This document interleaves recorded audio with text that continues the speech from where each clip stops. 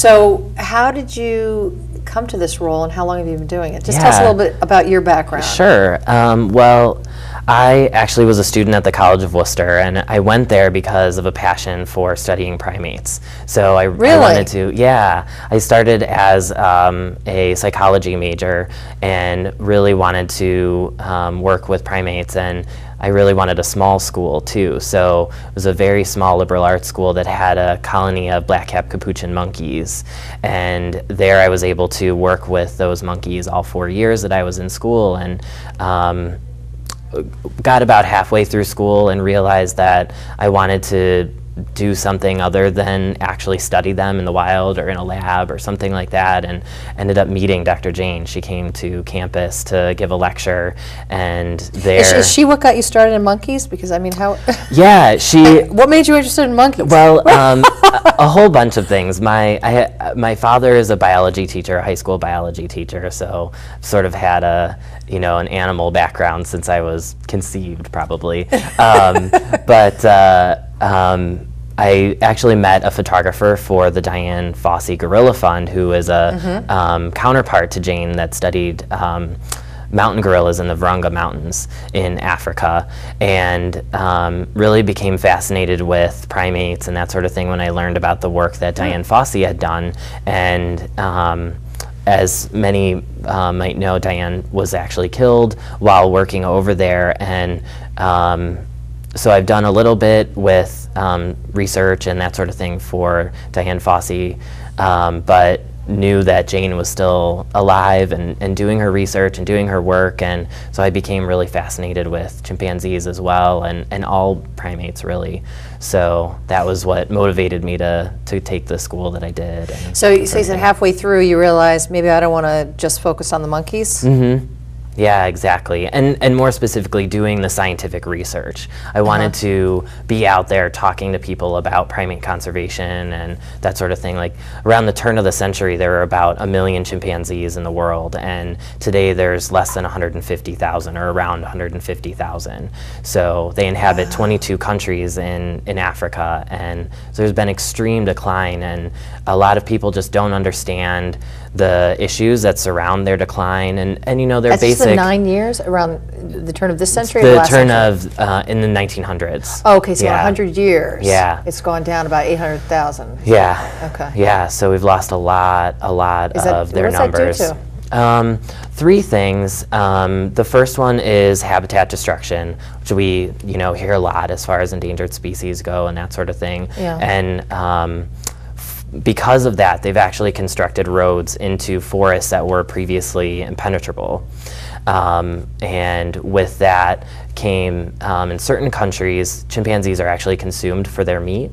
It's called bushmeat. Oh, and really? Yeah, so because these roads have been built into these forests, people have greater access to them, and there's actually an international market for chimpanzee and other animal meat all over the world. So you may have seen in media publications that it shows up in New York City and in France, and and really anywhere in the world you could probably find a market where it's being sold. I had no idea people eat chimpanzees. Yeah, so that's been a really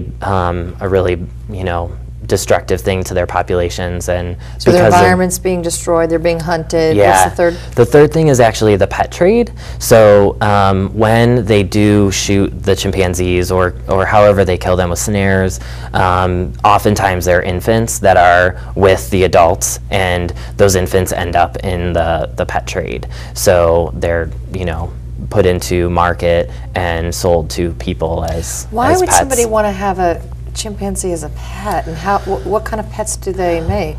Well, as an infant, they're adorable. They're just so cute, as many animal infants are.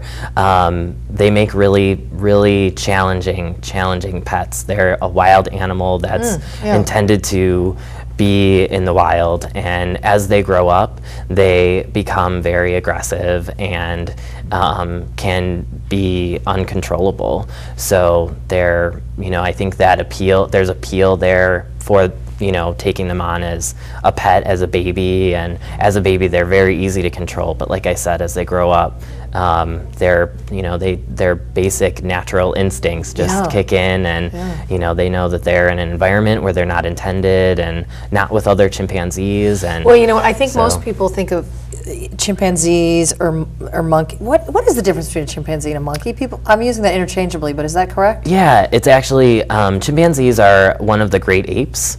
A monkey is a primate that has a tail, and that's usually the best thing that's, you know, differentiates. Yeah, so chimps and monkeys are both apes, or sorry, primates. But as I said, chimpanzees are great apes, along with gorillas and orangutans, and some other species as well. And then there's many species of monkeys. So they're all primates. So I think most people, when they think of chimps, are those cute chimps on shows that you know, grab the banana and can talk to you and communicate. So they probably don't really think about, that they're a wild animal. Yeah. They think, wouldn't they be fun to have as a pet? Yeah, exactly. It's and one of the things that's really important about that is that most of the animals that you'll see in entertainment and that sort of thing, they're very young, so they're trainable. Okay. And you know, as I said, easily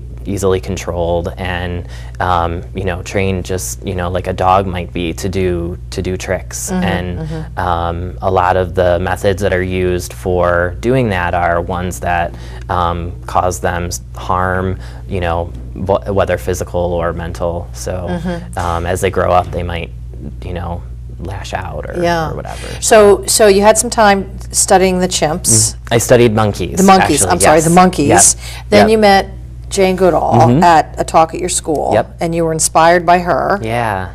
And how did you land with Roots and Shoots? Yeah, well, she said that I had to start a Roots and Shoots group at my school, so I started it as a club. She said you absolutely have to, and you said yes, it's a must. Well, I asked her what I could do. I wanted to do something for her. I actually told her when the moment I met her that if she had a job for me, I would give up school and I would go and do it. And really?